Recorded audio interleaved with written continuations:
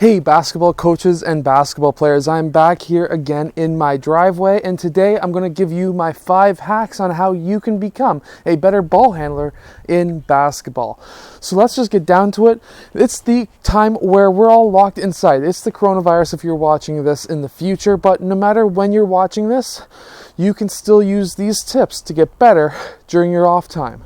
So number 1 is your fingertips.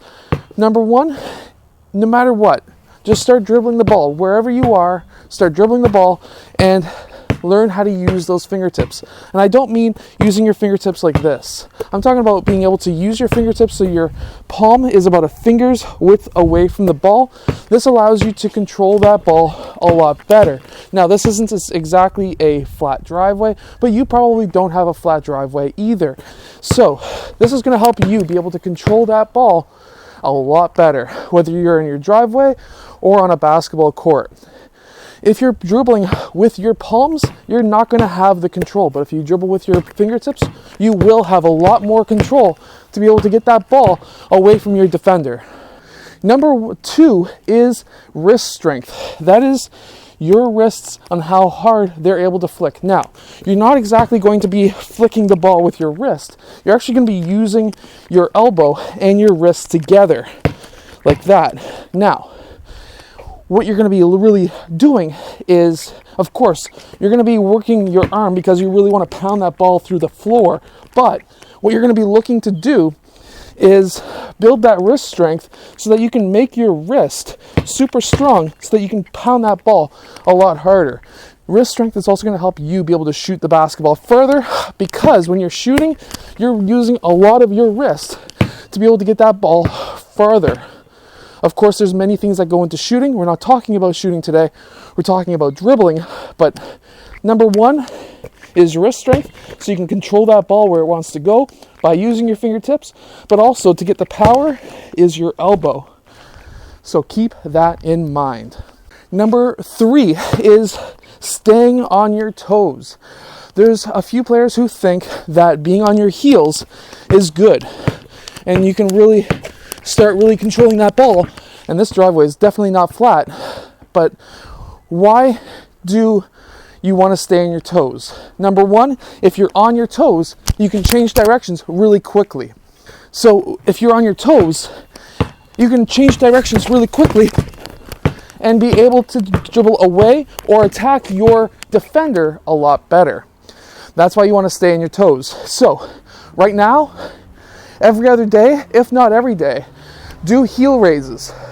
That's going to strengthen your ankles for 1, but help your explosiveness so you can change directions a lot faster, so you can cross your defender up and really start attacking them. You want to stay on those toes. As soon as you get back on your heels, it's just like defense. If your heels are down, you're not going to be able to change directions as fast. Now, my next hack is going to be looking down court.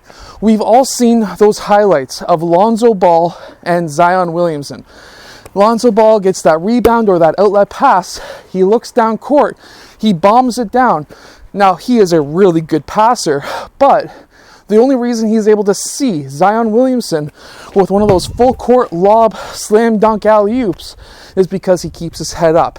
If your head is down, you're going to not be able to see players who are wide open, but also, if your head is down, you're not going to see that double team coming.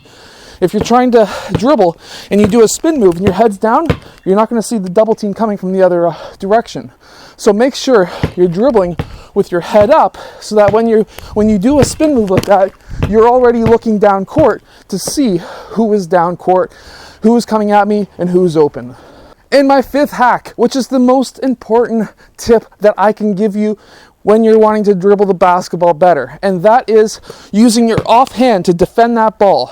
If you have your hand up and a player reaches over this hand, you have a good chance of that being called a foul, which means that turnover that just happened didn't happen. So, using your offhand to protect that ball when you spin, still using that offhand. Also, using your body. I know there's some coaches who say, never have your back to the play. I hate this driveway. But some coaches say never have your back to your defender like this, but if you've got your head up and you're able to use your body and see your surroundings, and I don't just mean this direction, I mean the whole surroundings, because yes, a lot of players who, when they're backing their player down court, they're not looking on that side, which is when that offside double team defender comes over and jacks that ball from you.